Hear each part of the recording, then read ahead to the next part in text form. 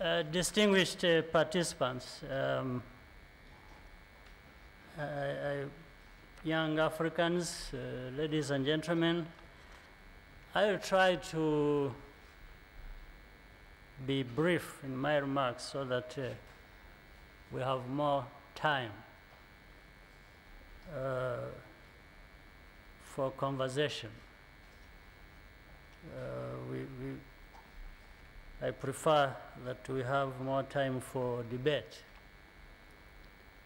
But good afternoon, and in any case, thank you for inviting me to this important dialogue on the future of Africa. I was particularly glad to hear what went on earlier, the discussion you had in a summarized report that has been presented to us by the moderator, the subject being reparation and all matters obtaining to that.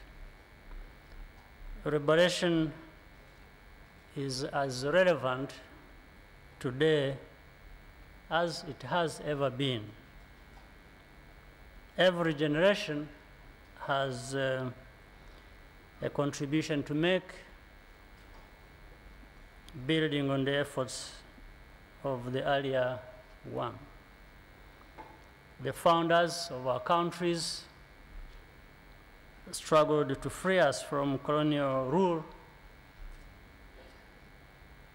restoring a measure of sovereignty and national pride. But along the way, mistakes have been made, and we still find ourselves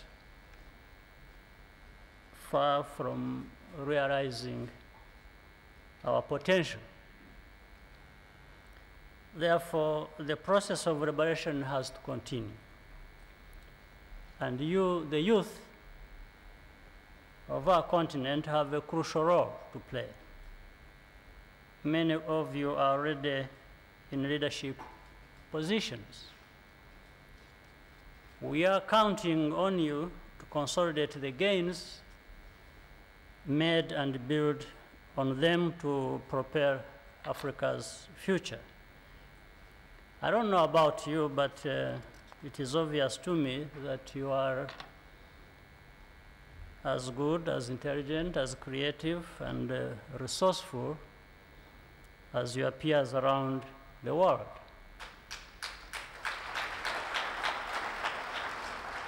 You have the capacity and ability to transform our continent. I say this because it is time to shake off the low expectations that have been attached to Africans and that we, to some extent, have accepted. This false notion that we are inherently prone to many negative things, evil, less aware of what is good for us, and somehow incapable of acting in our own best interests, that we are a people insensitive to universal values. This must be challenged and rejected. This is why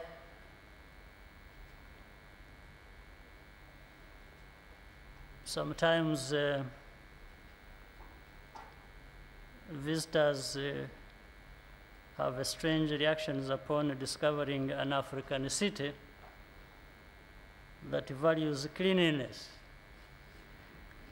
lawfulness, and order. In most places, this is taken for granted because it is the way things should be. This is what we are told. But in an African context, the reaction is surprise bordering on suspicion. That if something is good, there must really be something bad behind it.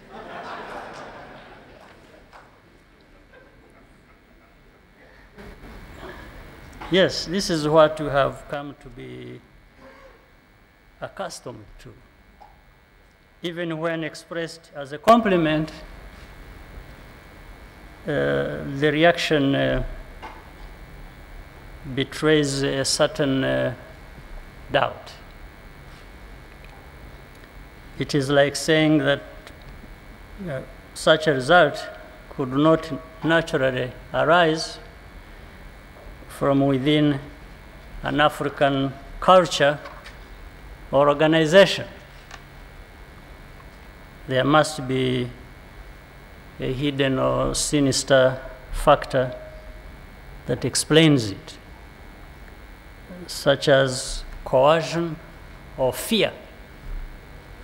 It's like if something is good and consistently so, then it is driven by fear. Some dictator is there, you know, pushing for things to happen. This is the kind of thing, and it has been there for so long. We've grown up in it to the point that people have come to find it as a way of life, or even be comfortable with it. But it shouldn't be the case. It is not enough to be aware of this persistent attitude, contempt, and double standards, and never erased by complaining about them. That is just another way of saying, I am helpless, someone else must fix it. It shouldn't be the case. There is only one way forward.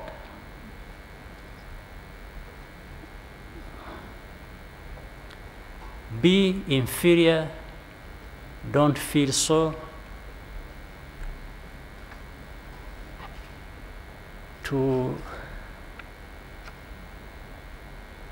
You should not be inferior. Be inferior to no one. Do not accept mediocrity. Try your best always to speak the truth, no matter who is unsettled. But also take responsibility. Take charge. Stand and deliver. Do the work and do it now. Don't wait for tomorrow. This is a necessary step of liberation. When you develop the confidence to question assumptions, false assumptions, and challenge the status quo, things will begin to move in the right direction. Because then we cannot hesitate to just tell it like it is. For example, on the issue of democracy in our countries, you will find many issues around this subject I was raising. No country is democratic because of a scientific formula or just by textbook. Each country must discover the mechanisms that work best, even sometimes through trial and error. Usually with numerous painful setbacks. The procedures and rituals of democratic governance are incidental. That is what is important is that process by which they are arrived at and the consensus that is built along the way in the interest of the people. This continuous search for solutions is what builds true democracy, sustains peace, and provides a real basis for creating prosperity for all. But if we lack confidence in our ability to find solutions and act as though it is someone else's responsibility to implement them, we will always fall back down the mountain again and again. As we interact today, I look forward to your thoughts. I definitely give you mine, more than what I have mentioned here, on the following pragmatic questions. 1. Are you, African youth, as bothered and impatient as you need to be to urgently change things in your favor, in favor of the people of this continent? Number 2, do you stand up to injustice and patronizing attitudes as confidently as you should? Number 3, are you using the resources you have, the opportunities before you, to pursue without apology or compromise your own and your country's development? With these few thoughts, let us continue the conversation. I'll give you more thoughts. Thank you.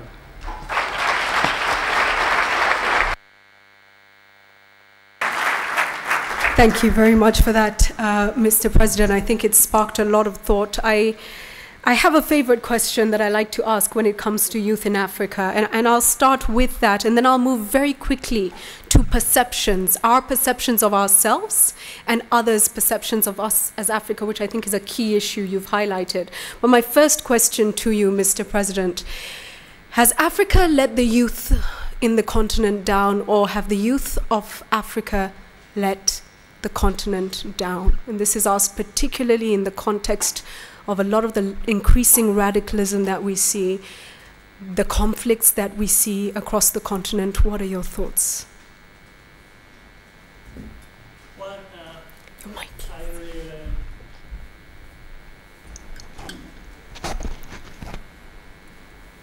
trying to avoid always apportioning blame and really taking responsibility, I would say maybe 40, 60. The continent 40? Meaning the youth have been let down 60, and the youth have let down the continent 40. Do you agree? By a show of hands, how many would agree generally with that kind of divide? Explain it to us. Explain your thoughts, Mr. President.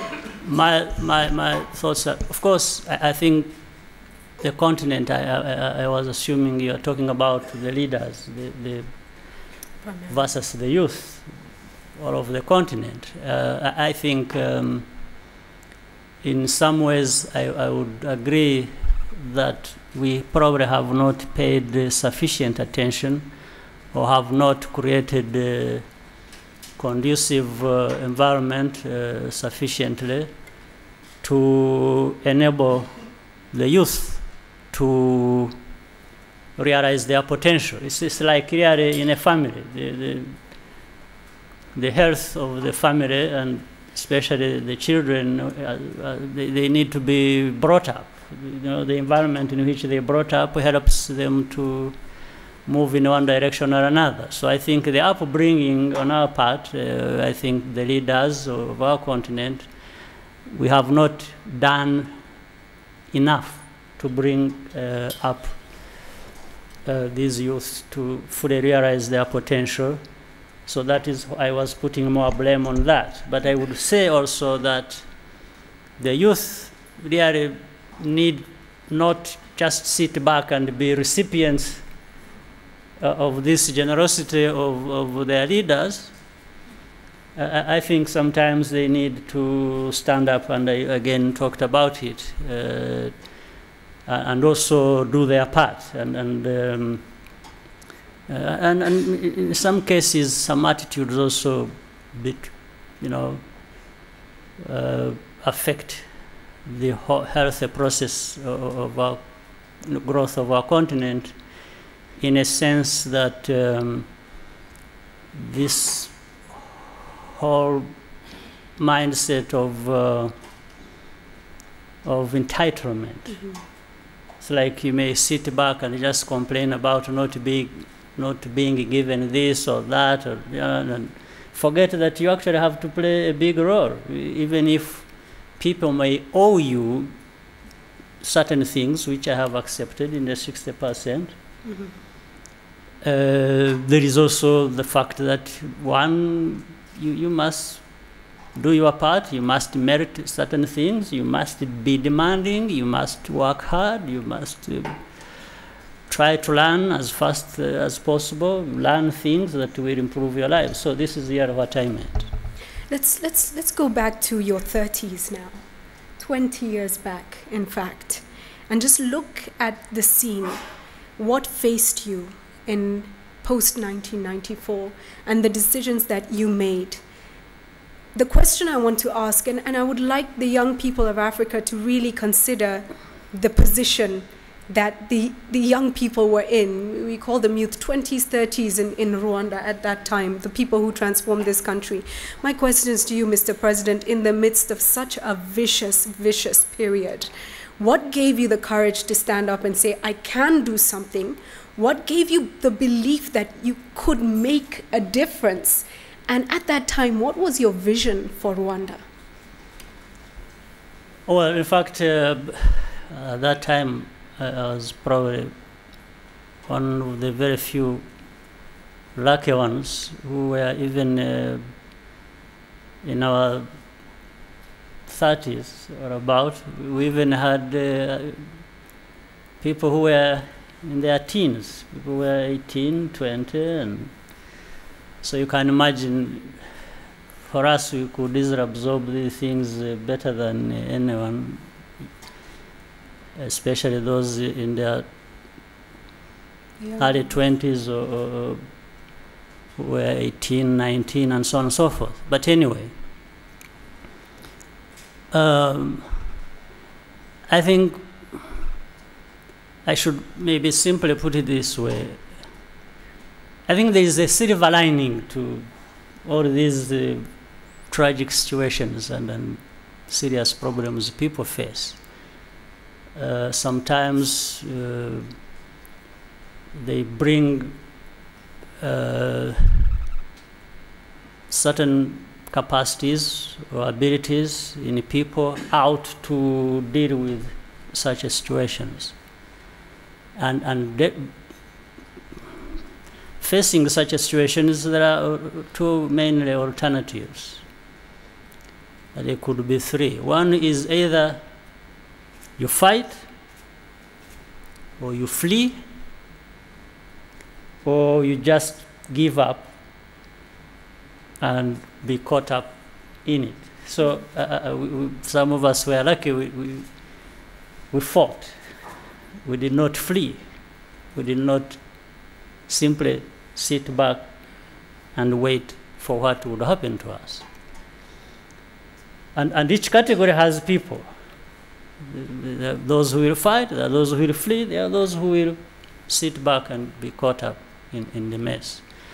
So those who give it a try and fight, they soon discover that actually these fights can be won, especially driven by certain convictions, not only just self-belief, but also that anyway, what is the alternative?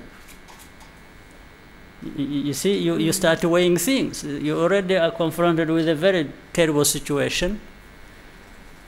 Either you give it a fight, but if you don't, what is the alternative? If your mind is primed to saying, well, the alternative is actually worse than giving it a fight, a pushback, then this is how it is driven. So why was I saying some of these tragic situations have a silver lining? The pressures acting upon people in such situations and circumstances make people come out as best as they can be when they have made this choice to fight back. Mm-hmm. So this is really what, like our situation is a situation that had many years of suffering. The young and the old. People being stateless, refugees for so many years, with all kinds of deprivations that come with it, and so on and so forth. Being in this situation and you don't think about it seriously and what you can do about it, I think is a serious failure. But once people have decided to think about it, the silver lining I was talking about is there comes this energy of saying, well, I have to do something. Mm-hmm. And in any case, if I don't do anything, the alternative I face will be worse, and so on. So when you are out there with this energy and drive that comes with it, then you find headways are made, and this is what I call the silver lining. I want to probe you a little bit further, because I think a lot of the young people on the continent, they don't face the same challenge, but they face challenges, right? Seeking opportunities. And their choice is to find a solution, which is to fight, yes? To flee, perhaps that's the blame game, everybody else is, or to do nothing, which I think, those are the same options. But what did you feel? Was it frightening for you? Did you feel you could overcome, or did you simply not have time to consider emotions in the middle of it all? Actually, happily, I did not have the luxury to feel fear. Because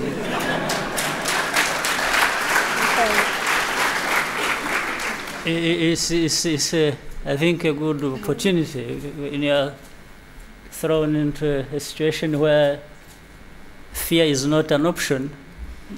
I think it's a good thing. So you just got on with it? We just had to go on with it. Okay. Yes. Coming to your references to mindset and perceptions of Africans, which you highlighted very well when you spoke of the Green City, and people wondering what's behind this, in many ways, we can be our own worst enemies, because very often we feed into those perceptions ourselves as Africans. And I've heard this numerous times: Africans putting Africans down, African putting African leaders down, Africans putting youth down. We do it to ourselves. But mindset is critical towards succeeding. You've got to first believe you can do it. Right. Who plays the key role in transforming mindsets in Africa? And I've seen some media people here, so I'm going to, in a moment, come to you and pick on you to share some views. But first, Mr. President, what are your thoughts on who bears the key responsibility with respect to mindset change? The simple answer is everyone. Yes. Again, it has to be everyone. And again, maybe it comes to something you mentioned earlier, whether it was about governments or the private sector or academia and so on. I think they have to work together. each has what to bring to the table. Mm-hmm. Whether you think one is more important than the other, it only becomes so in one aspect. But you find in another aspect, the other one is even more important. So they feed into each other. They feed into one another. So I think really it's about everyone having to play their part and then working together. Because at the end of the day, the problem is not linear. It has all kinds of shapes and moves in all kinds of directions to be a problem that would be addressed by one group or one person or another. So always working together, bringing things together. The aggregation of these efforts is what is really more important than anything else. So your second question that you put to us was, do you stand up to injustice and patronizing attitudes as confidently as you should? I'd like to come to the floor now with some of your views on this and some of your questions for the president. Charles Obo, I see you here, and he's saying he doesn't want to. I know. Robert Kabushenga, where are you? You're somewhere in here. Are they fleeing or sitting back? They are fleeing. Charles just fled. He just fled. Or sitting back. Robert is trying to flee as well. I know Linus Gitahi is in here. Any other media? I see a hand there. Okay, but media people, you're on notice. I want Robert, go ahead. And then there's a gentleman at the back who will follow Robert. Could we get a mic, please, to Robert Kabushenga here? And I thank the gentleman for running. Thank you. So if we could take questions on the ideas of are we doing enough when it comes to fighting those perceptions, mindset change, and injustices. Please, Robert, go ahead. Your Excellency, I've been at war since morning, so... we understand. Yes. And Your Excellency, I ask your permission, and I know you'll grant it, to address you not as president, but as a senior comrade. Sure. Because we're discussing liberation here, not administration. Yes. That's why I didn't come with a tie.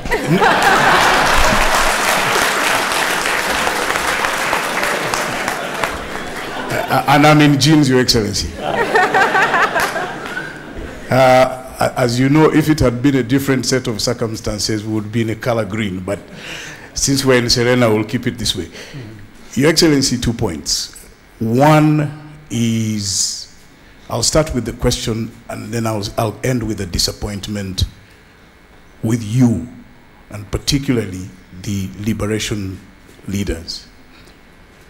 Question to you as perhaps the most youthful of the liberation generation. Which is the next front line?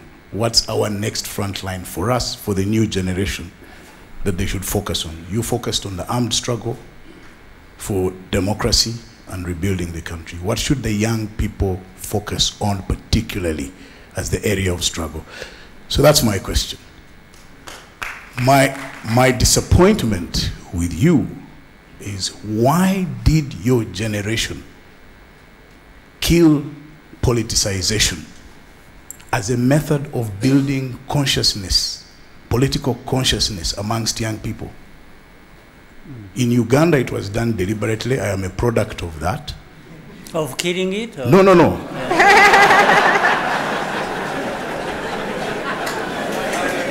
In a sense, yes, because yes. You are a key influencer, Robert, which is why I came to you. And in Uganda, I know, and in other countries. So, for instance, your generation was politicized by the generation earlier, the Mwalimu Nyerere's and Kwame Nkrumah and that group, Ahmed Ben Bella. Your generation politicized us. And this was so easy when you were in the bush. You did it. You told people why we were struggling. We reminded us every morning, whether it was at parade or it was in the fire in the evening, and people were reminded daily. And I was telling the group earlier that even when you were in exile, the community in exile organized regular interactions to remind the diaspora of their identity and their mission, and that one day they'll come back home. What have you put in place now that you're in charge of the state and in charge of resources and able to cause enormous change? What are you doing to build this generation to, because this generation doesn't have the problems of being in exile, of being killed. Thank you, Robert. We'll take that. We'll take that. We've got a gentleman just behind there who had his hand up. Do you want to respond now? Yeah. Go ahead, please, Mr. President. The first one, I think I mentioned a couple of things. Why does Africa, the youth, and even some of us very old ones, why do we become comfortable with the world having low expectation about us? That was the deliberate question. And it is the answer to that first question. That is the next frontier. It's about the mindset change. Wow. You fought with the guns, you did this, you removed, governments that were no good for their own people, and so on and so forth. But after that, there's always, from one place to another, there's a constant you find. People, it's like mediocrity is okay to put up with. Low expectation about you is something you can live with. So this is not something you can shoot your way through. This is something else. Yeah. This is another reparation phase. This is exactly what, for me, I have in mind, that we need to keep working on.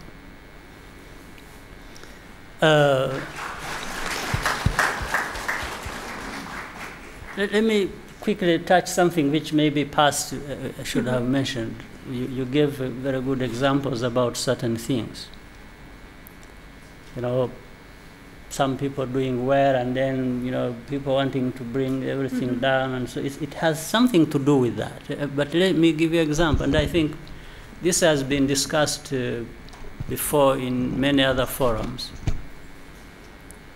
I don't know how the African youth from other countries came here and what problems they found on the way up to this place. But as we know it,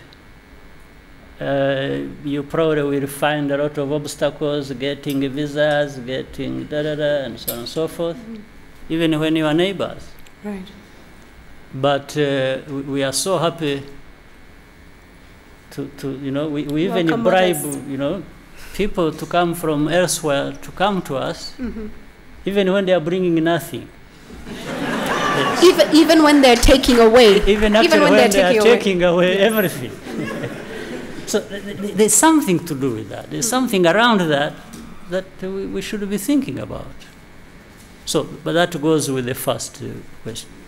The second part of your question, Robert, is on one hand I agree with you. The politics, way of politics of bringing up people to behave and think in certain ways that are healthy for development of our people and countries is something we should uphold. I fully subscribe to that. But the failure is, again, maybe I don't know whether we can apportion it along the same formula I mentioned earlier, 60-40.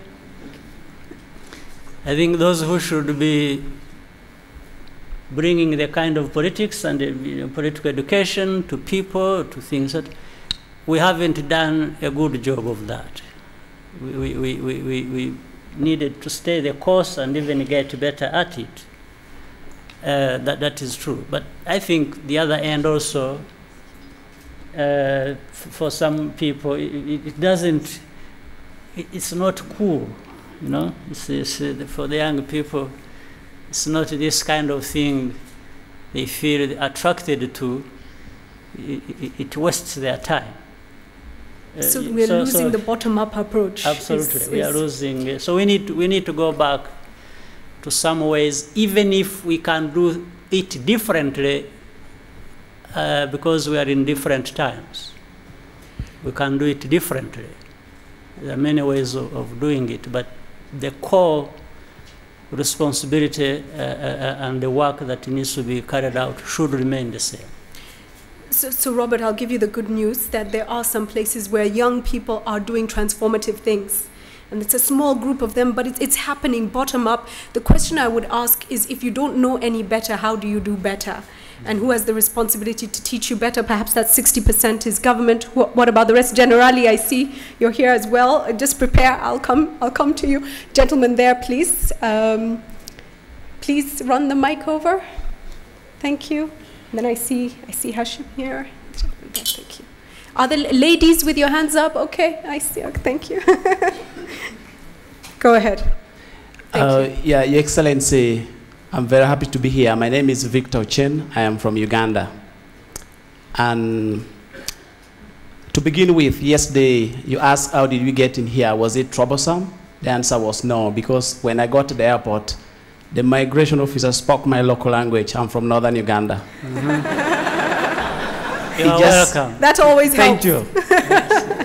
And I am inspired by your question that, are you African youth who are bothered and motivated to cause the positive change?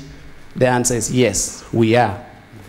And then the other concern, which is everywhere across the continent, among the youth, there's a growing divide between the leaders in power and the upcoming young leaders. There's a general fear that African leaders come to power and refuse to leave. And this is a threat to African democracy and security. What is your take on that? And then, would you be that president who did the greatest job by picking Rwanda from what it went through to where we are today, Rwanda being a model country, to be that African president who will inspire us when his time for leadership comes, to leave power without having to go through any other problems? Thank you so much.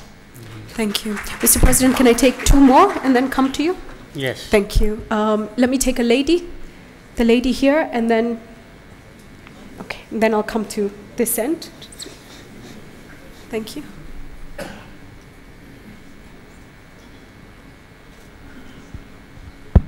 Thank you, yes. Thank you, Your Excellency. First of all, I'm glad that... Please tell us your name. My name is Florence. Where are you from? What do you do? I'm the Director of Research with Rwanda Governance Board. And my questions are two. My questions are two. One is... let me make some intervention here, if you will. Yes, please go ahead. Whoever gets up to us, maybe if they could compress their question and just ask even one question. Because if you have two, and yet you want so many people to ask questions. Thank you. Thank you, Mr. President. Go ahead, briefly. So, question one or two? One. one brief one. Okay, one. 2 minus 1. Because I was... Okay, I'll choose one that is more... Your question is already going, so... Yeah. So, as one of the youth of the time, when Rwanda was at the heart of many, whether it would be liberated, and you played a big role in the liberation of Rwanda, my question that is so important is, where do you think the youth in Africa today are losing it? And where do you think we are doing it right? Thank you. Thank you very much for that. On this side, Hashim first, please. Can we move the mic as quickly as... Thank you so much. Go ahead. Mr. President, my name is Hashim, and I am affiliated to Leo Africa as a faculty. In the interest of what you just said about sort of questioning conventional thinking, I want to ask the question, to go back to what you said, do we stand up to injustice and the patronizing attitude, and ask whether as youth, should we really be actually addressing that question? Is that something that we think is relevant to us as youth? Do you think it's not relevant? And my sense is this, that I feel that the more we continue actually talking about how Africa is persecuted, Africa is looked down, and Africa is not respected, don't you think we are perpetuating a victim mentality among Africa's youth? Thank you. Should we be thinking about actually dealing with our liberation is economic liberation in some way? That's what we talked about earlier. We're talking about we can make things happen. Why should we emphasize those things that actually are negative in the way people perceive us? Thank you very much. So, Mr. President, Victor asked about the growing divide between leaders in power and young African leaders, and he said, will you be a president who actually steps down and says, I've done all this for Rwanda now, you know, let's see the rest, take it forward? What are your thoughts on that first question? Yes. Again, I think I did talk about this earlier. This divide you want to put in a society, to say it's these, it's the young, it's the old, it's the women, and then you want to treat them each on their own, has a downside to it. That's why I said, if we do the best in every one of these categories, but remember to bring everything together, we stand a better chance.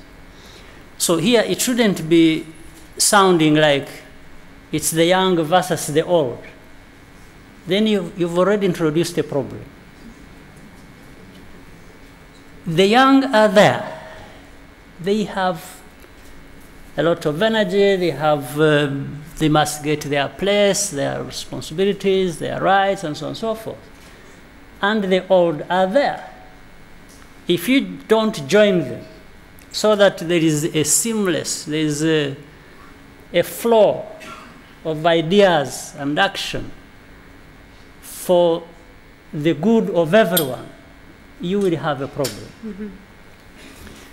Because you don't even want to create a situation where there is always, again, we go back to the same thing we have talked about. It's like a situation one is imagining where the old are fearful of the young, that the young are coming up to take power from us. Now, the moment you think like this, you're introducing a problem which is not necessary. The young, the old, we are all there for the common good, for all of us. We're talking about nations, we're talking about people. We are not talking about just the young people, however important they are. We're not talking about the old people, however important they may be. We're talking about people. That's one. So it's important to mark that. The second is the issue about power. And taking it from that first part of the point, it's not about struggle of power from the young to the old, or from the old to the young, to the youth. It's power that also brings or integrates stakeholders in it. Now, let me put that aside, come to the very question which was more or less also personalized. Am I going to be the one to do this or to do that?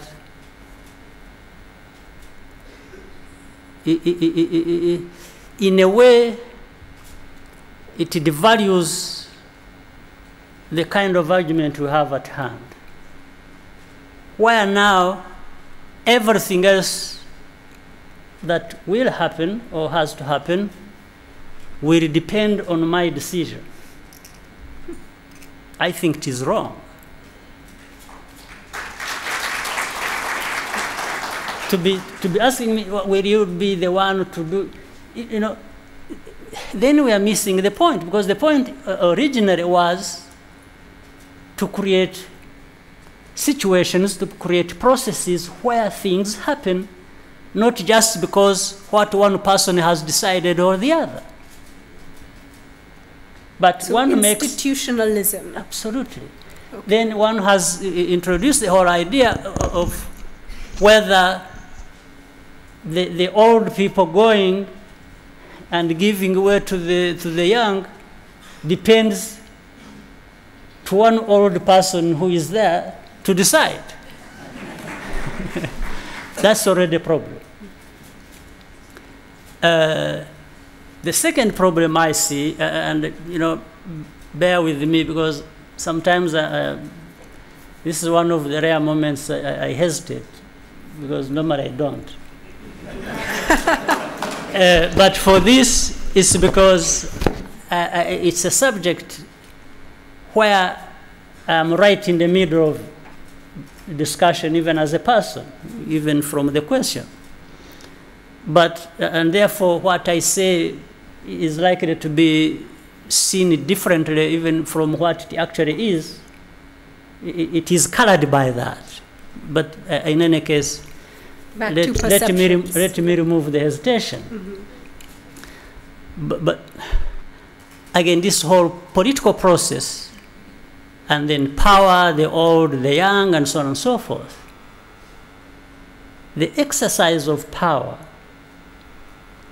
seen as a governance process, rather than just as tokens or gifts given by or given to individuals,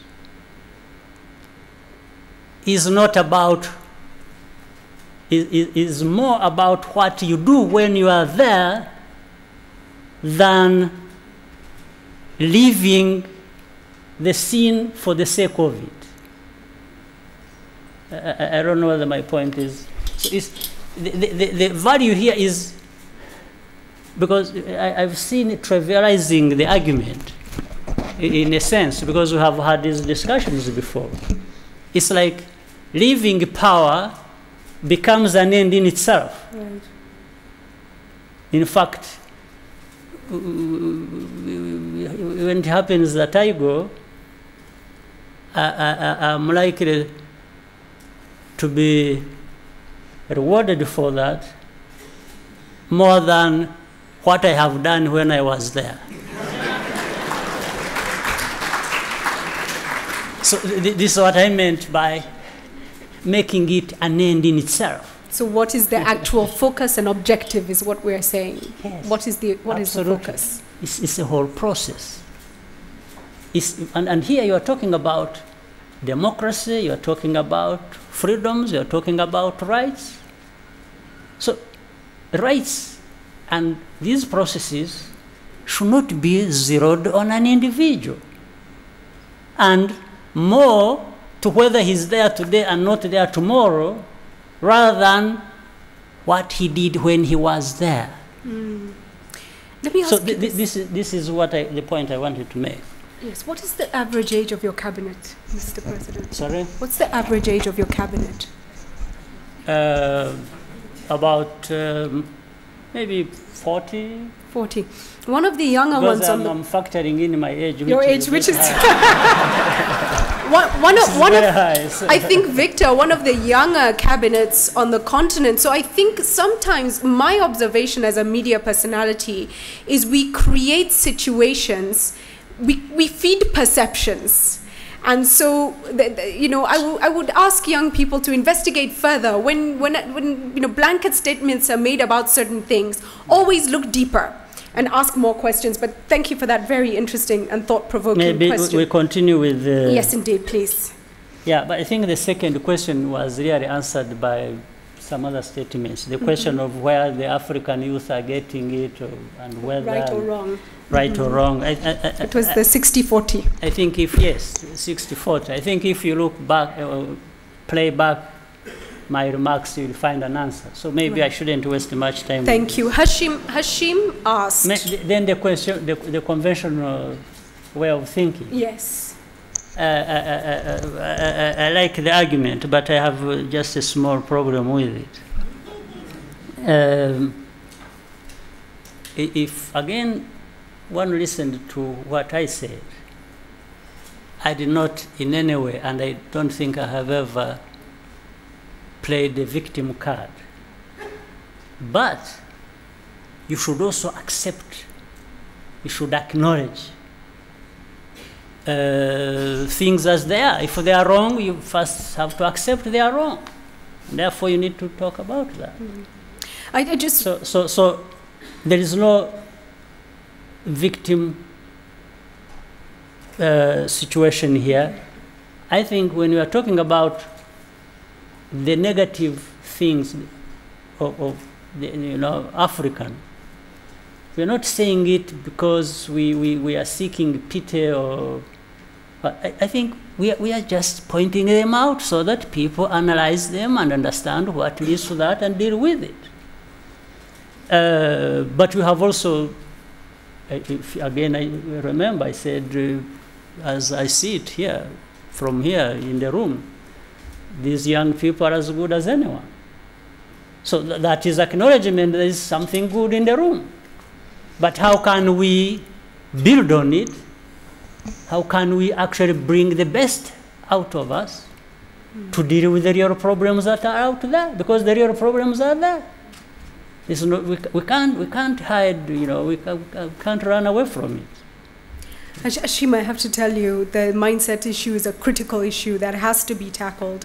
I feature quite a lot of successful entrepreneurs on Africa Leadership Dialogues, and some people have a prevailing thought that if you're a successful entrepreneur in Africa, you're corrupt. There is no other way you could have done it.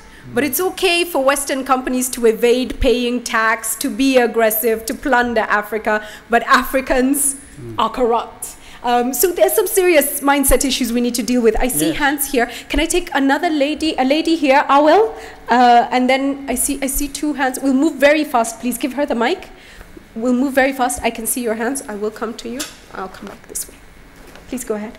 Your Excellency, my question is... You can tell us your name very quickly, where you're from, and then ask. Thank you. Junarunga Kimani from Kenya. And my question is, we are told Africa is the oldest place on earth.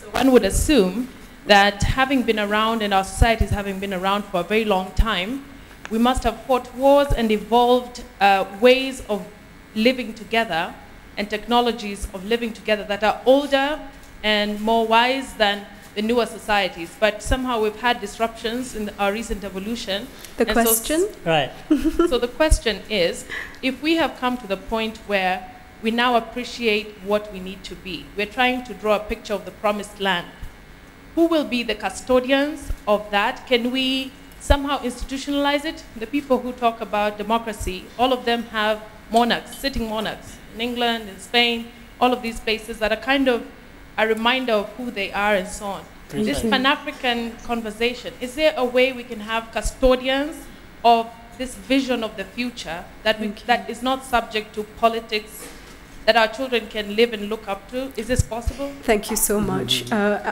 Awel, and then I'll take a couple from the other side. Thanks. Good afternoon, Mr. President. My question is, I realize that you certainly enjoy, my name is Awel Uihanganye, and I realize you enjoy a good argument, you're persuaded by ideas. So my question is, how do you think ideas inform actions of leaders? Thank you. Yeah, so how do ideas inform actions for leaders? Ideas inform actions for leaders for you. And for example, if you have this idea of thinking big, you talk about thinking big, Africa thinking big. What does that really mean? And how, for example, did you make the decision? I've read that a lot of experts advised you against investing in RwandaAir. and they later on accepted that they were actually wrong. So what persuaded you to make that decision of something that certainly we are very proud of in Africa, as one of the most emerging airlines in the world? Sure. So I would like to understand what informs your ideas. What's the underlying aspect of the ideas you espouse? Because young people are inspired and are attracted to ideas. Thank you. It would be very good to share what informs your ideas that we're all attracted to. And how to translate them into action. Very quickly, I see hands at the back. Please, can we get to the back, please? Lady at the back there, and there's a gentleman right at the back on that side. The gentleman in glasses, thank you. Go ahead, please. It's on. Thank you very much, Julie. The gentleman at the back is Vincent Bajire. Your Excellency, sir, my name is Vincent Bajire. I'm a member of Parliament from Uganda, and I belong to the ruling party. I am not going to ask a question, but I just want to reinforce what the President has said. There is a tendency for the young to think that it's about biology, yet it is actually always about ideology. The issue of handing over power, or the gap between the elder leaders and the young leaders, in my opinion, should never arise. But rather, we should concentrate on what we can do as the young people so that we are identified and nurtured into the positions of leadership that we seek to get. Lastly, I'm beginning, yes, very briefly, I'm not asking a question, I'm just commenting. I'm beginning to question the notion of democracy and this aspect of there should be term limits or lack of them. As a Ugandan, I'm enjoying the fact that we removed them. And in saying that, recently as a member of Parliament, where I'm questioning democracy, we passed a very popular law in Uganda, the anti-homosexuality bill. It was very popular with the Ugandans. However, we were told that if you pass that law, relationships with certain countries will be hampered. And indeed, recently, there were announcements that they are cutting aid to Uganda. So basically, what is this notion of democracy that we're looking at? So that's what I'm saying. We need to look at, critically look at how we need to be governed, develop our own template, as opposed to following templates that may not necessarily be good for our countries. Thank you very much, Vincent. Mr. President, this is becoming a huge debate, I think, in certain parts of the continent. Vincent and I were in the Archbishop Desmond Tutu Fellowship together, and this was a huge debate that we have. What kind of governance structures and systems do we need in Africa? In Kenya right now, democracy is called a tyranny of numbers. But if you say you accept one man, one vote, and certain groups are bigger and they come together, it is what will happen. Therefore, what actually should work, what doesn't work? It would be interesting for you to share your ideas on how Africa can truly discover what works in certain parts of the continent. I think places like Somalia have some interesting concepts in place. Let's start with that one and then move back to the other questions.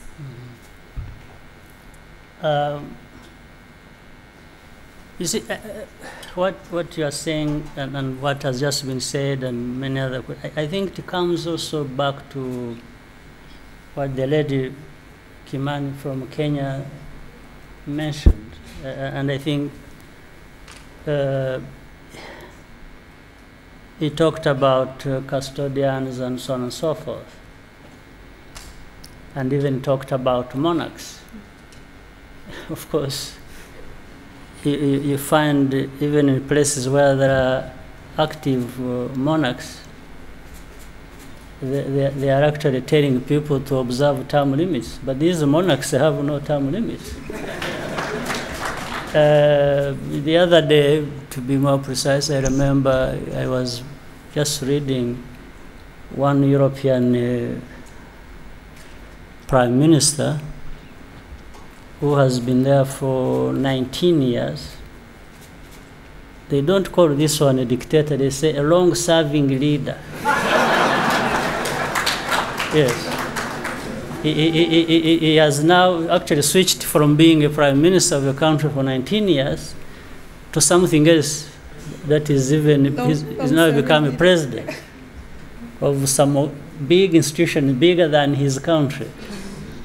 So this is normal, but they are the same people who will. But I think what they confuse is, you see, there's something behind it that they don't talk about. They are worried. They have worries, sometimes well-founded in some places, but in others not. It's like they're saying, you know, first of all, this African who is overstaying is doing the wrong thing. Secondly, he has not developed institutions or does not even necessarily have the mandate of the people, but uses other means to stay there. So that becomes the defining issue for everything else. Mm-hmm. So it kills the argument. So the custodians will always be the institutions and other things that work for any country.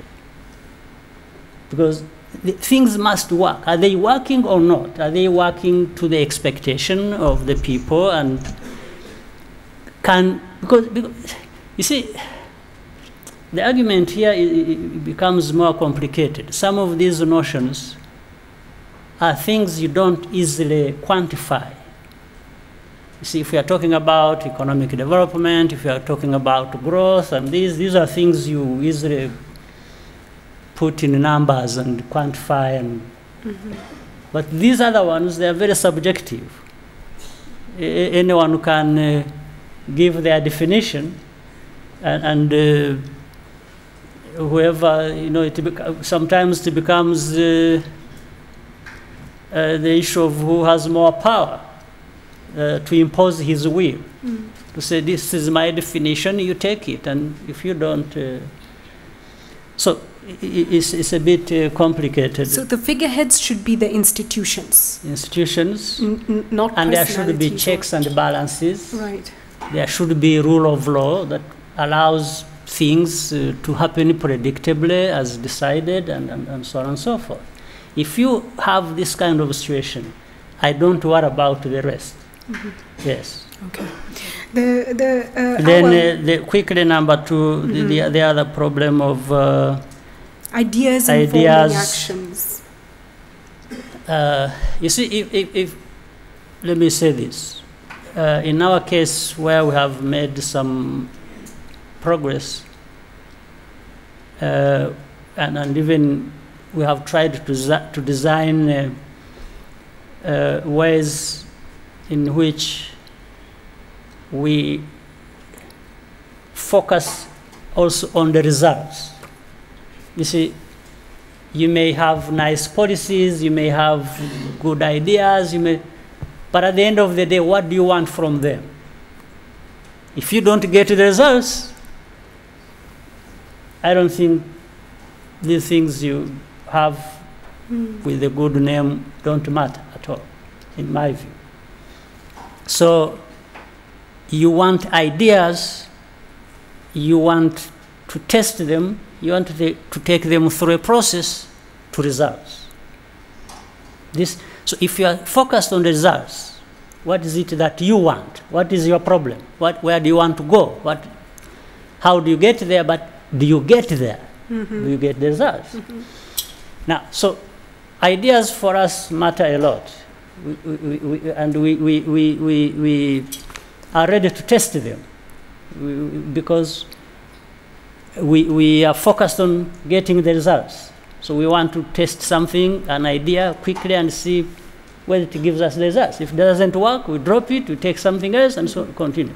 Now, the good example which he used, the RwandaAir, in fact, I can also say the same about this place we are sitting in here, in Serena. This is how this hotel came about. Was built. And of course, with the difficulty. The Bretton Woods institutions had a quarrel with our ministers of finance, and others say, how can you do this? Why do you want, it's like building a white elephant, so on and so forth. And said, you can't do that. In fact, I remember ministers of finance then, came to me and said, you know what, President, there is a problem. If we build this hotel, I think we are going to have problems with these institutions and, the money and so on. And I said, next time I know you have to keep a good name with these institutions, you as a finance minister, but for me, I don't have to. So next time you bring them to me and I'll take them through. I'll talk to them. Yes, and I'll just tell them I'm forcing you to do it. You are doing it against your will, but so that you keep a good name with it. And the whole thing was, why build a hotel like this? And I was telling them, I said, look, you have already told us you have a big potential of tourism and so on and so forth. This is one way of growing tourism, because there are people who want nice places to stay in, and we don't have a single place here in Kigali. So I want to attract these people's money for them to come, and they could not take anything of that kind, but we insisted. Of course, when the hotel was, and I told them, I said, you see, government is not intending to do hotel business. This is not what we are doing. We are only trying to build this hotel because we have tried to invite private investors to come and build hotels here. They are not doing it because that's not their choice. But we need a hotel. And I said, we are going to build it, and when it is up and running, it is easier to sell it to the private sector than to ask people in the private sector to go and build a hotel for you. And that's exactly what happened. So we borrowed the money even from the banks, we built the hotel, it was up and running. Of course, the first people to occupy the hotel were these people when they are visiting here. The very people who didn't want the hotel to be put up. Well, in fact, if they didn't book them in the hotel, they would easily have fired the people who represented them here. But anyway, so that is what happened. And later on, we sold the hotel, we gave it to the private people, they are the ones running it. It's not the government running it. The same thing with an airline. Yes. I was telling people, we are not going into an airline because it makes money as such. Not because it is a good business anyway for even a government to run. Later on, for private people, they have tried, some of them have not made. I said, but for us, it has many aspects to it. We don't want to be so dependent on others, on everything, so that when others find interest somewhere else, then we are stuck with ourselves. Then I said, but the reason for investing in an airline is not so much for the airline to become a very profitable entity and make a lot of money. It's actually for the airline to enable other businesses to make money. You see, even if, or people, individuals, citizens, to be able to move freely and make money. Even if I was to keep subsidizing this airline, which means we are losing money, but if I am losing 50 million and I am gaining $1 billion, I mean, it is simple. Absolutely. I want to connect Awel's point. You do the math, you know what it is. I want to connect Awel's point to the issue of governance. Yes. And for instance, looking at what happened in Egypt, I think we have a Tunisian blogger here. I might come to you in just a moment. But looking at what happened in Egypt, they had a vision. But it seems outcome was not considered carefully, or strategy was disconnected. People went to the streets. They wanted change. Change came, but it wasn't the change the people that went to the streets wanted. So what can youth in Africa learn from that? about the need to perhaps have strategy in place, and also most importantly, and I think here I'll introduce our Tunisian guest. Could we have a mic here at the front very quickly, please? Also perhaps the need to have constant work in process for that change. You said liberation doesn't end. It's a continuous process. Yes. So from the perspective of, from your perspective in Tunisia, you've had quite a journey. Tell us very briefly about that. Before she speaks, yes. I remember reading somewhere somebody wrote a nice piece on that situation in the northern part of Africa, and particularly was talking about Egypt and said, this is where democracy collided with freedom.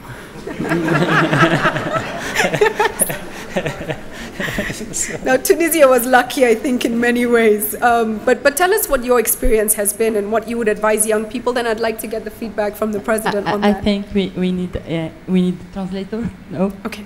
Mr. President, excellent. Yeah. If you don't speak French, you can use your. Yeah. Thank you.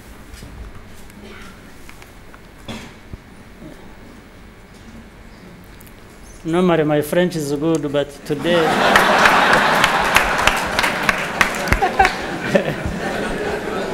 As we near the Liberation Day, I lost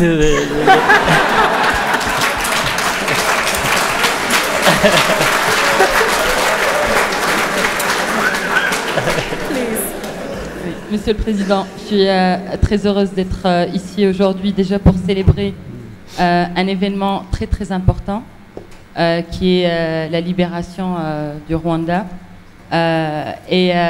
Justement, quand on parle de changement et de ce qui est advenu de certaines révolutions arabes ou soulèvements arabes, il y a toujours une peur, une certaine peur. Et tout à l'heure, Monsieur le Président parlait de la peur et disait qu'il y a des moments où on la ressent plus. Je pense qu'on la ressent toujours, mais que le courage, c'est de pouvoir continuer à agir et réagir en presque l'oubliant, aller au-delà de cette peur qui nous habite.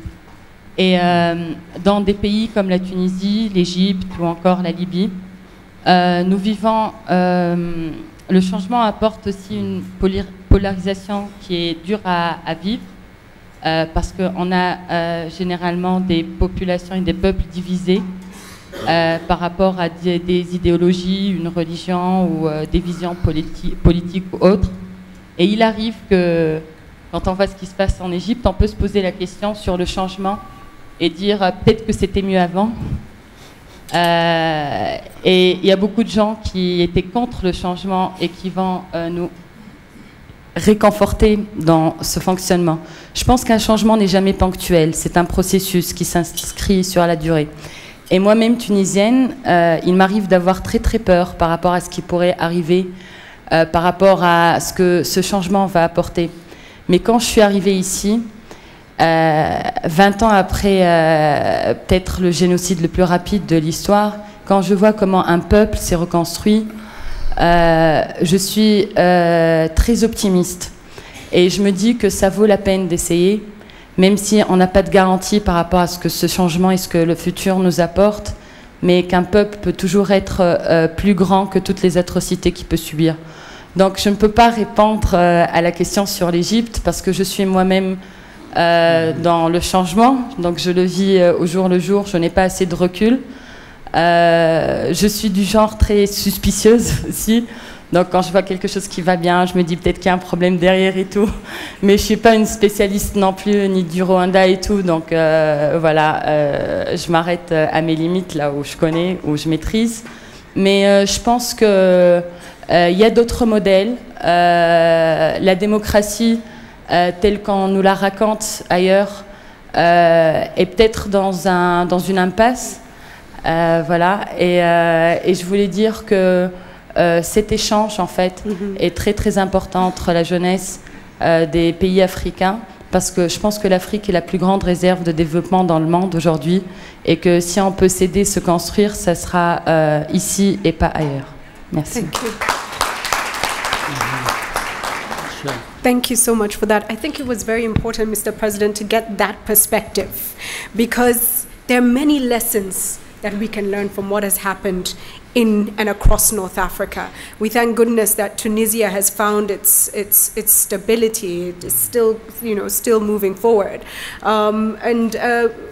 But we look at radicalization that's happening across the continent. We look at the renewed conflicts and the role that the youth are playing. And perhaps the question that you asked is, you were analyzing the commitment of young people. I think the commitment, are African youth bothered and impatient? I think they are. The question is, how do they ensure they do not head down a path for destruction for themselves and their countries, as opposed to a path for positive growth? Absolutely. It's critical.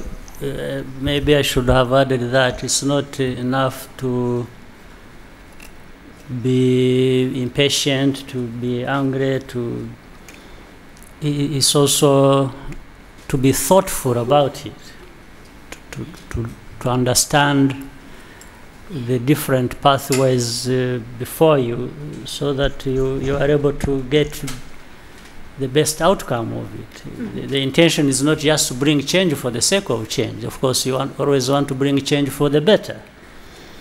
So the whole, thought process and the actions behind it need to,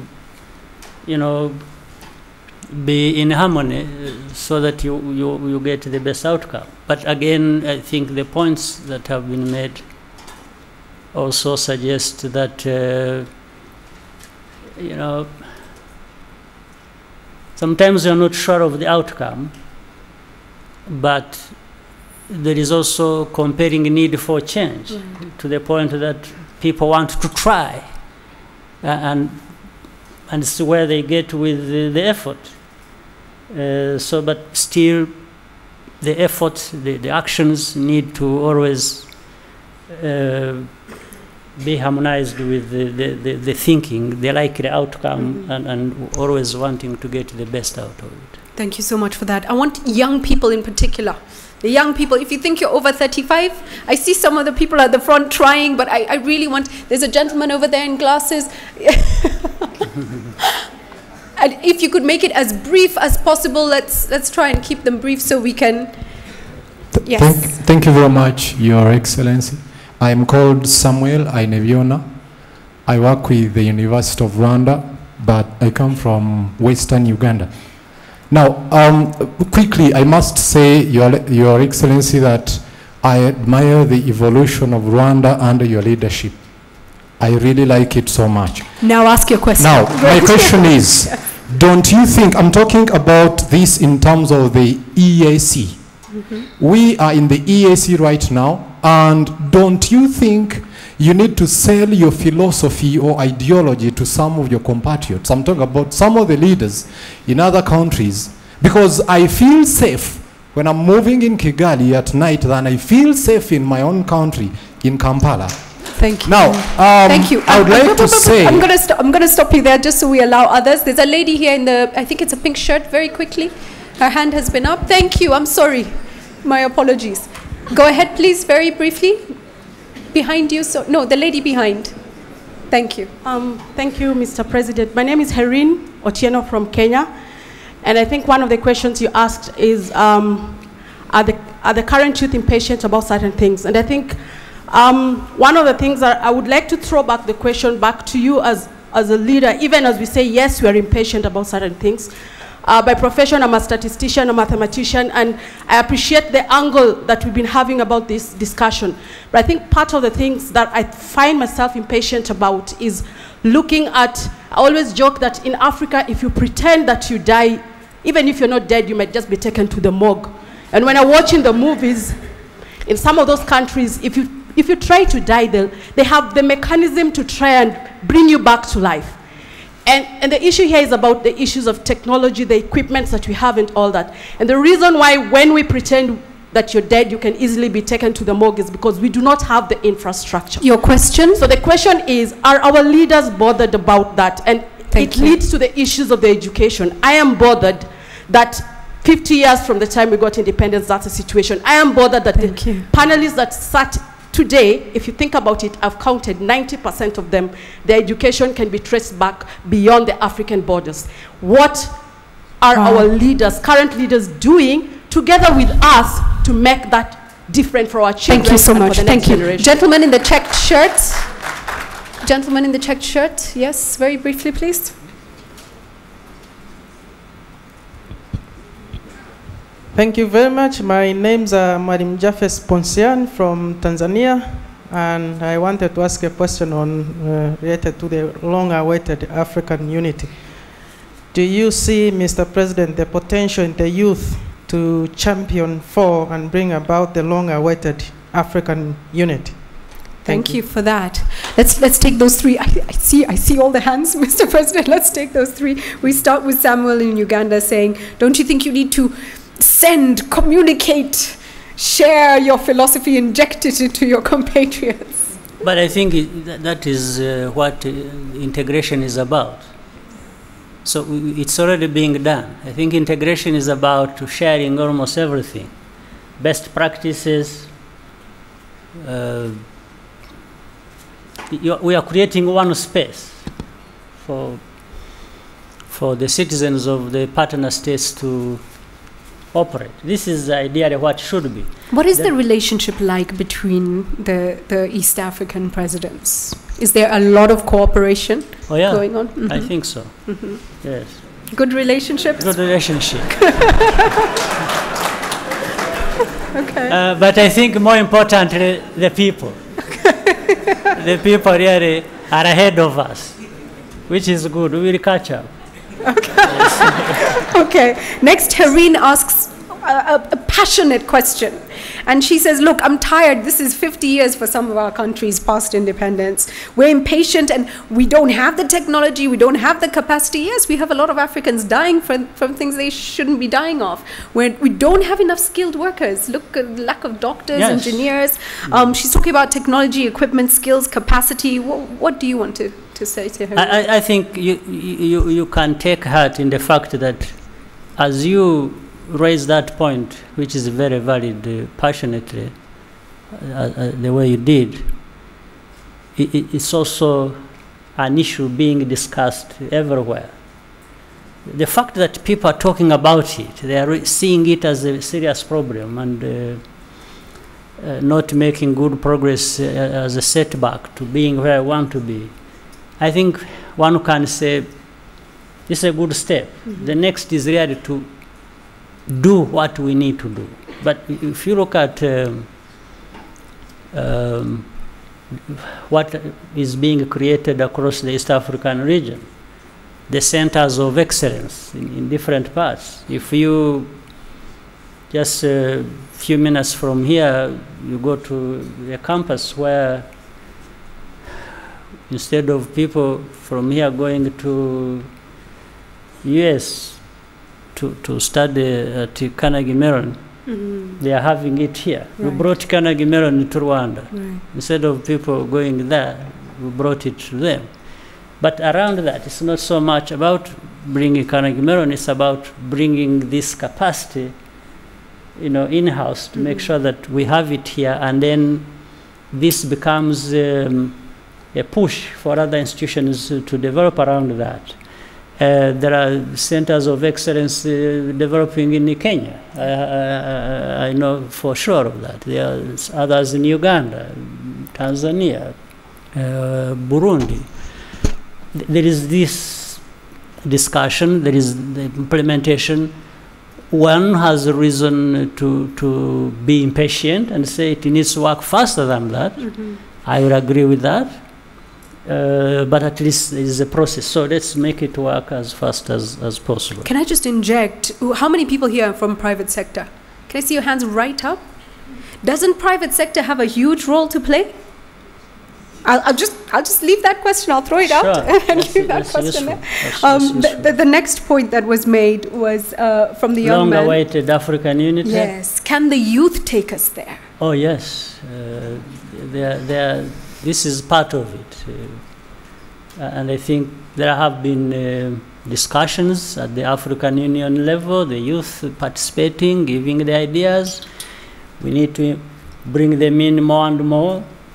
They need to also participate with the quality that is expected of them and improve the situation. We can do more. It's all work in progress, and we can do more on most of these things. Okay, we're starting to run short on time. I'm going to try and take 4 questions, 2 from the back and 2 from the front. Lady there in the blue shirt, one at the back here. There's another person. I see. I'll come to the front. He's almost touching. I know, he's jumping. And I will come to you. And one more at the back. There was a lady there who jumped up, I saw. No, if we can't see her, then we'll take this gentleman here. Lady in the red shirt and the gentleman there. Yes, so please, let's start with the lady at the back. Thank you. Thank you, Excellency. My name is Merab.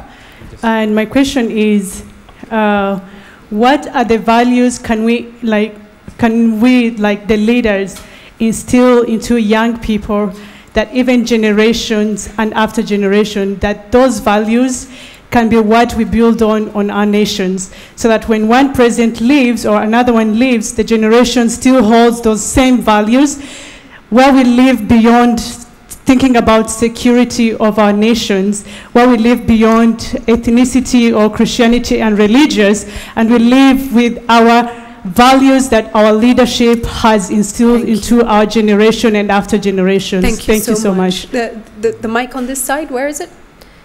Gentleman in the red tie, yes, and then the lady in the red shirt after him. Thank you. Thank you very much, Julie. Your Excellency, my question is kind of tying in 2 dots here. You mentioned freedom of the mind, new mindset for the youth. Sorry, my name is Denver Piri. I'm a health economist and I'm from Zimbabwe. So you mentioned the freedom of the mind. And you know, I sat here and I thought to myself, what is it that holds back the youth? And it simply comes down to our culture. We've been brought up in a culture that strongly believes that a child should be seen and not heard. Yeah. And as a result, as children, we don't learn to ask questions. We don't learn to stand up for ourselves. And that's why, to your point, the representation in Parliament may find not as many young people, yet 60% of the youth on the continent are under the age of 30. Right? That's a big number. So, you know, what I'm trying to put forward is, you know, do we stand up for the injustices and patronizations? Not really, because our culture doesn't allow us the opportunity to. And there are some of us who would say, no, but I do, I stand up. But then I'll turn around and say, you said I. We are a people, right? If I score a goal in a football match, but my team loses, I'm not going to celebrate after the game. Thank you so much for that. The lady, please. Thank you. My name is Magat Wade, and thanks for having us here. Excellency, I'm always so very proud to see you. In any case, something that bothers me really is we're here and we all get excited by democracy all the time. Democracy, democracy, democracy. And then, Julie, I hear you talk about the private sector. Do you guys know in this room that if you look at the doing business index ranking of the World Bank, all sub-Saharan African countries, except for 5 of them, all of them except for 5 of them, are less friendly to business than you know, socialist countries like Nicaragua, Bolivia, and all of that. And then you ask me why we have a problem. So what are we doing about that? Because I do believe in the power of entrepreneurship as well as free markets to really get us out of this mess. And so democracy all you want, but give me the tools for us to really do our job. Thank you. Thank you. The gentleman here, please, in the blue tie, as quickly as possible. Thank you. Right across, please. Yes, thank you. My hand is sore. My name is Tebe Kalafeng. I run the Brand Africa Initiative to reimagine the reputation and the competitiveness of the continent. Your Excellency, the one distinguishing thing about the liberation for Africa was the unity with which the Nyereres, the Kaundas of the world all faced the African challenge. The one distinguishing thing about your leadership, the thing that we'll remember you about, is how a few weeks, I think about last year I came here and I asked a couple of people, I said, are you Hutu, are you Tutsi? He says to me, I'm Rwandese. You don't ask that. People don't. It's not Kenya. Indeed, he said to me, I am not Rwandese, I'm not Hutu or Tutsi, I'm Rwandese. I think that's one of the distinguishing marks of your leadership, to create a singular identity for this nation. Thank you. The question I have for you is, what are we going to do to reignite that old African liberation spirit of unitedness towards the African challenge? And second, what are we going to learn? What lessons do you have for other African nations, and particularly for the youth, because the youth are all thinking as individuals and no longer collectively as Africans. And I think that's probably one of the reasons that we do not have an African agenda, but we've got an East African, a South African, and all those agenda. What can we learn from your experiences to do that? Thank you very much. Thank you. I'll take one last question because this hand has been up. Thank you very much. Yes. I'm Roland Kwibohora from Cameroon. So please don't mind about Cameroon. I know we didn't do well in the last World Cup, but I'm still proud to be Cameroonian. I will just go straight. In 2010, I was JCI president, and I did 71 countries. Travel out of these 71 countries, 27 African countries. I took 23 visas for African countries. And with one European visa, Schengen visa, I did 28 countries. Wow. With one US visa, I did Americas. And one Japanese visa, I did Asian and Pacific. Now, and I remember my cry, meeting 17 head of state. I was not fortunate to come in 2010 in Rwanda. And I'm happy that I came now. I can come to your country without visa. Thank you. Thank you. So it takes one person to do that. Now, my question to the president, what can we do as young people, as entrepreneurs and Pan-African leaders to support you so that the other 53 head of state takes that decision? Thank you. Thank you. Thank you. Mr. President, we start with values. Vera's question on values. I think it's a key issue on a continent where we seem to be trapped between a modern society, Western ideals, and our own cultural ideals. Who are we, and where do we get back the values that we should hold dear? What are those values? I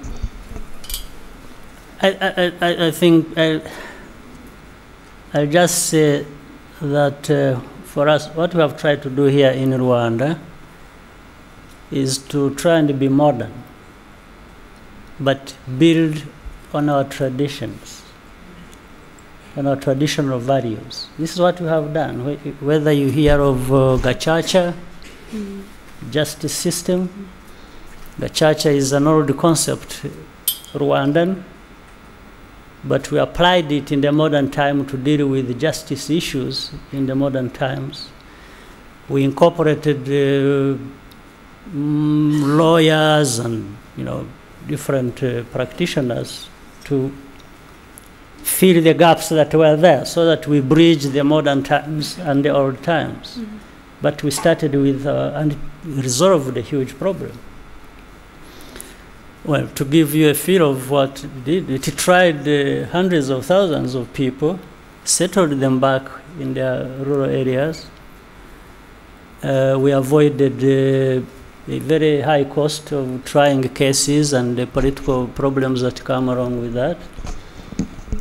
While we tried hundreds of thousands of cases through that process, the International Criminal Tribunal for Rwanda,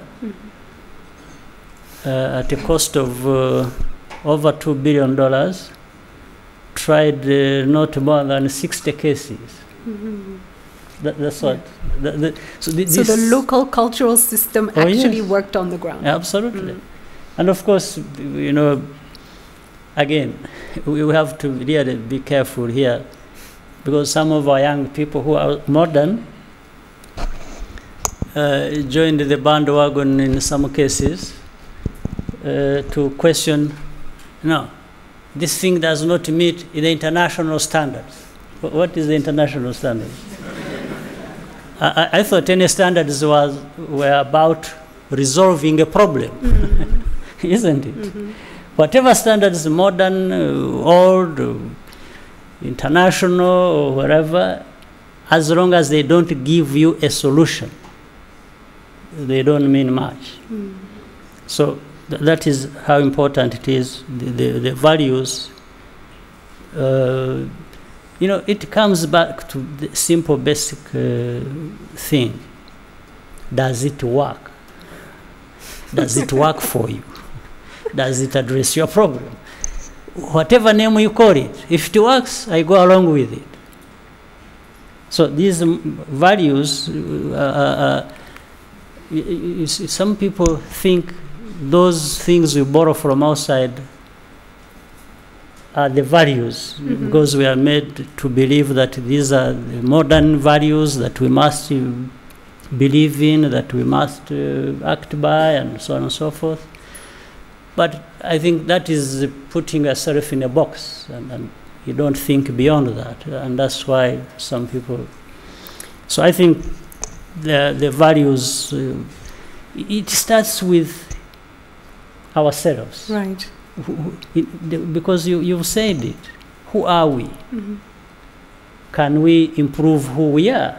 But you don't improve who you are by becoming somebody else.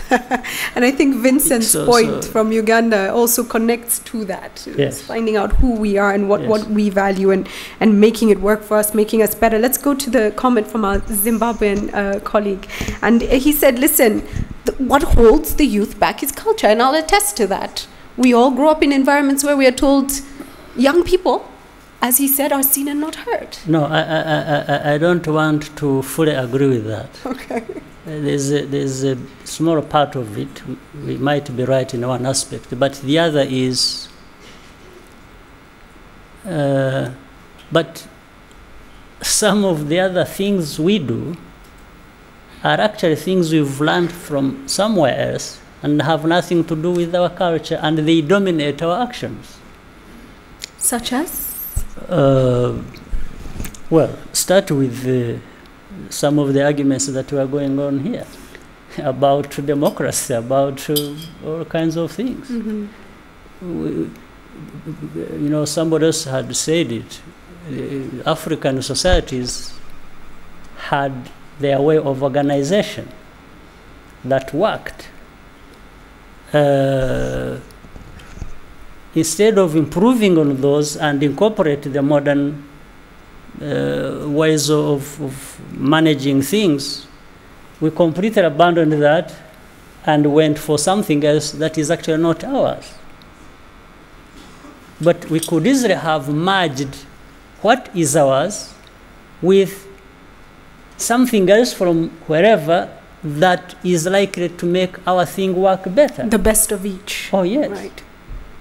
So I wouldn't believe that culture necessarily gives explanation to some of these failures. It might have an influence, but I think it's part of it. It's not the whole. I think that we need to, because in some cases our people behave completely different from what our culture suggests.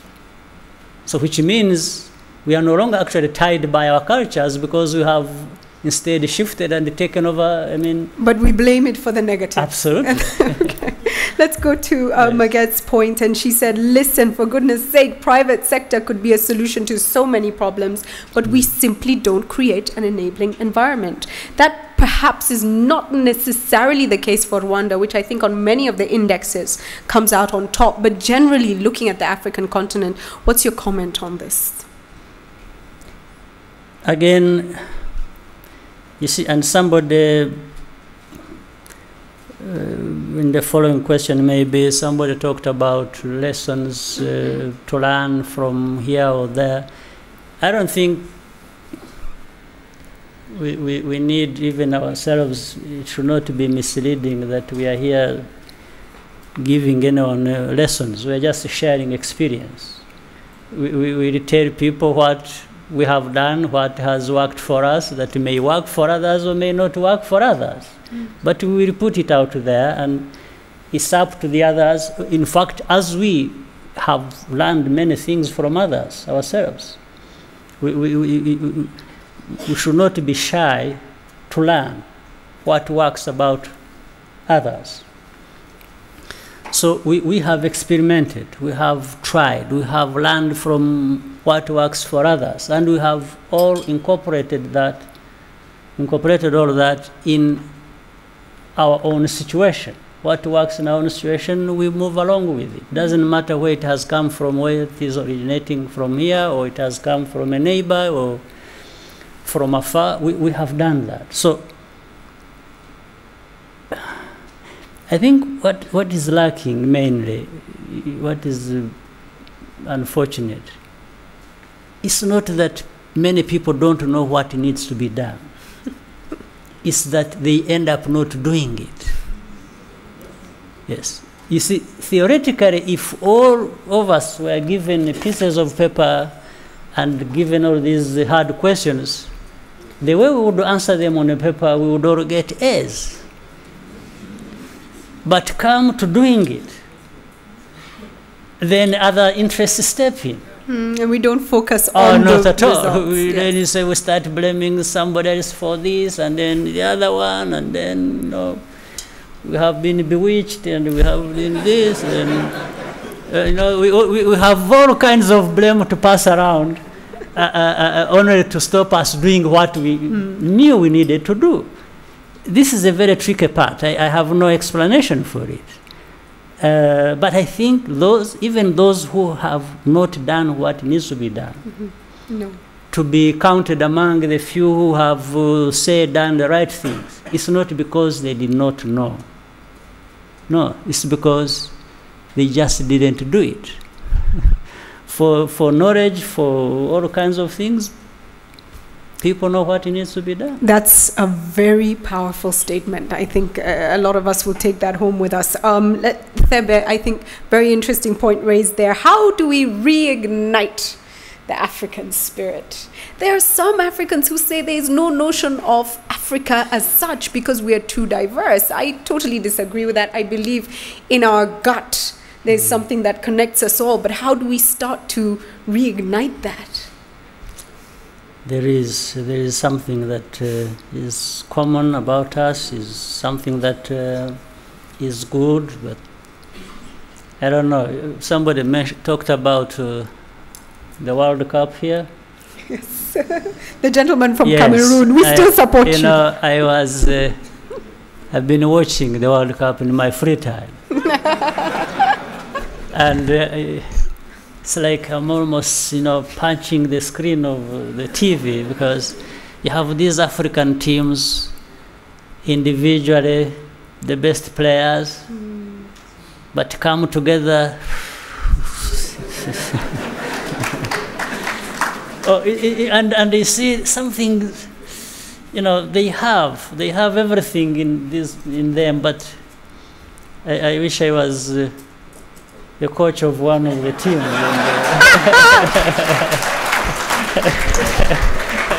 That might be a challenge for another lifetime. What I'm really saying is, sometimes they even when they have lost, they are thankful. It's like they are thankful to the team they've lost to.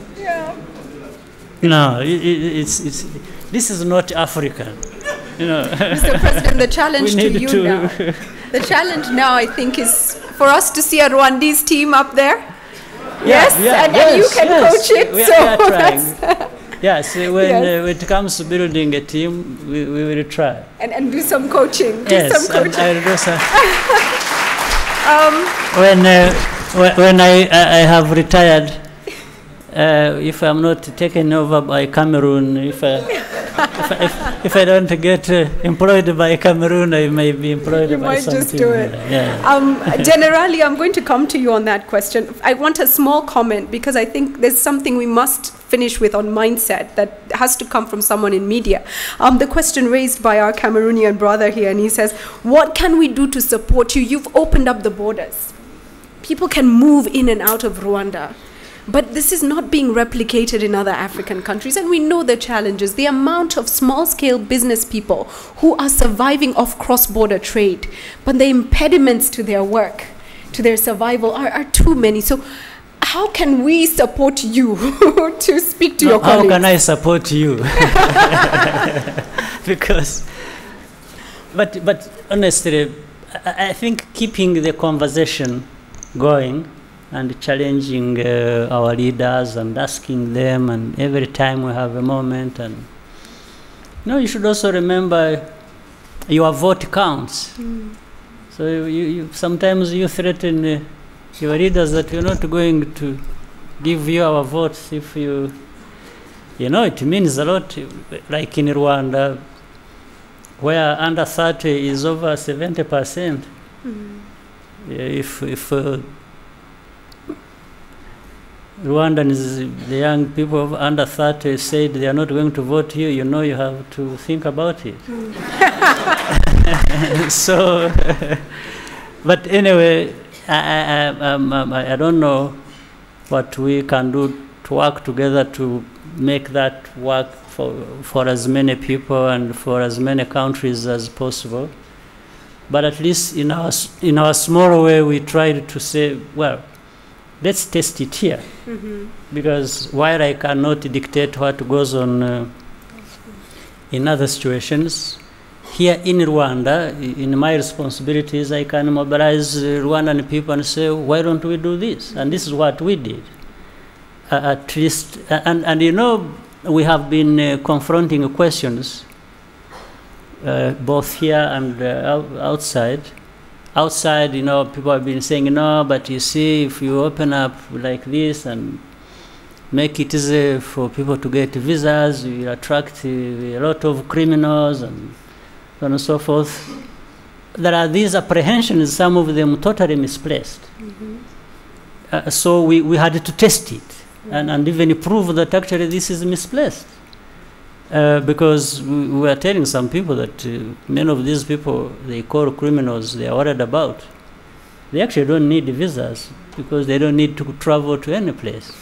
They just stay in their own place. But those who need to travel and need visas, they are sophisticated enough to get visas anyway. If they, yes. They still get visas and go and do their thing. So it is out of question that could be. Or people are worried that, if they open up, they will be overwhelmed by people they call foreigners outside. But some of these people are not foreigners. They are just brothers and sisters. Wow, that's incredible. That's incredible. Thank you. I want to take a final comment from Generali. I've prodded you because Charles fled. So Generali, please stand up and just tell me. I think you set the scene in terms of the liberation struggle. Across the continent, Mr. President, one of the challenges we have is for many of the young people, they simply don't know where Africa has come from. They have no idea. You even try to get them to look back 10 years. They have no knowledge. Now, as media, what is our responsibility and what is the responsibility of society in ensuring that Africans understand the heritage but also are able to look forward to the future? Please, Generali and Obo have done a bad job of informing them where they are. Julie, you truly are something. Oh, no, I hope that's in a positive way. No, I had determined never to stand here, ask any question or make any comment, but seeing the way you have kept the president so happy and relaxed and comfortable. There is no way I can say no to your request. But I think we need to engage all of us, whether in government, in civil society, in the media, as you said, in education. It's education, education, education. To remind not only the young people, but also ourselves of a certain age, where we came from, the kind of challenges. I said this morning when I was setting the tone for this discussion, that you have to know why were we colonized? If a child today can ask you, but Dad, independence from what? And you say from colonial administration. You mean some people came from outside there and they imposed their rule on you and you accepted? You say yes. Why? And you say, I don't know, but maybe we were bewitched. There is something that is really belittling about admitting, even admitting that we were once colonized. Now, what I get from the President's remarks this afternoon is we made a mistake. Well, we made some mistakes in the past. The big thing now is to ensure that through education, through conscientization, our young people learn to commit themselves to never again allow the mistakes of the past to recur. And I think this is a task that both government and the people generally can engage in. But Mr. President, we have not failed to inform our people. We have tried to inform our people. But one thing I would like to ask you, Mr. President, is to rescue this situation in terms of encouraging, of incorporating in whatever you have done at national level and maybe at continental level within the AU, the culture of writing and reading. We are really suffering from this deficit of a culture of writing and reading. There are more books written about the Rwandan experience, however tragic it was, by foreigners from America, from Belgium, from England, and elsewhere, than written by Rwandese intelligentsia. Sure.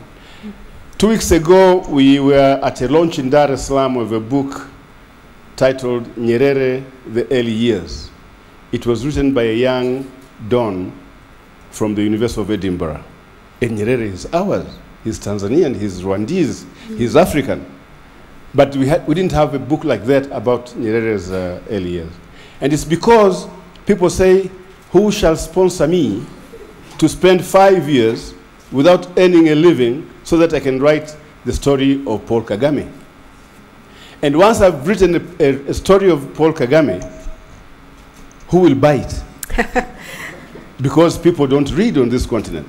I think we should incorporate in our curricula, in our regular discourse, the issue of encouraging people to read so that people can write. Thank you very much. Thank you very much. Thank you. Another issue that would feed into mindset change. Before you comment on what Generali said, and our time is really up, I just want to say, Mr. President, as a young African who watched what happened in 1994 from afar, it was a tragedy for us all. But sitting here in Rwanda 20 years later, under an administration that has transformed this nation, I can say you've given Africa our dignity back. I believe that is a role that Mandela played when he liberated South Africa with a spirit of reconciliation. I believe that is something that you are doing in transforming Rwanda and saying we have come from where we've come from, but we are moving forward, we are powering ahead. And I hope as young Africans, we're not sitting and waiting for other people to solve our problems. I hope as young Africans, what we can take from the Mandelas and the story of Paul Kagame and Rwanda and all the others who are transforming the continent, our Julius Nyereres and the rest of them, is that we should be the solutions to our own problems and that our problems are our greatest opportunities.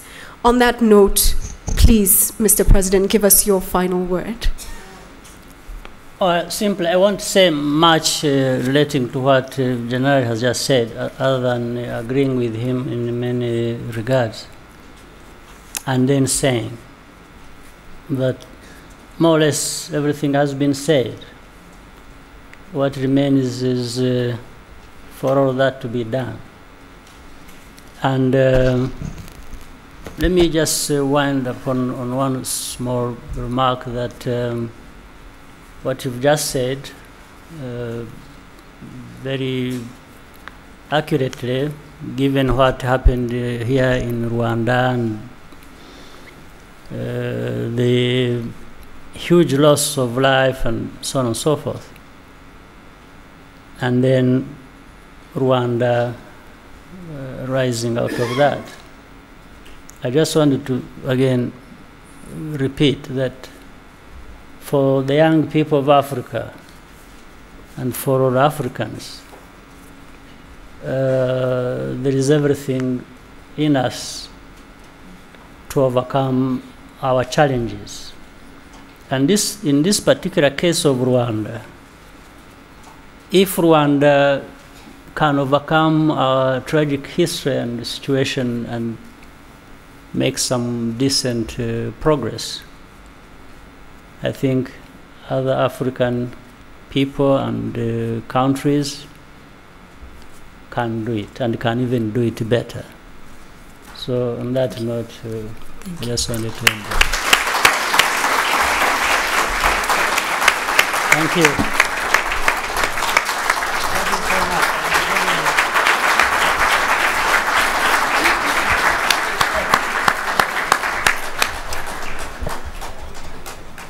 Thank you very much, Mr. President. Thank you, Julie.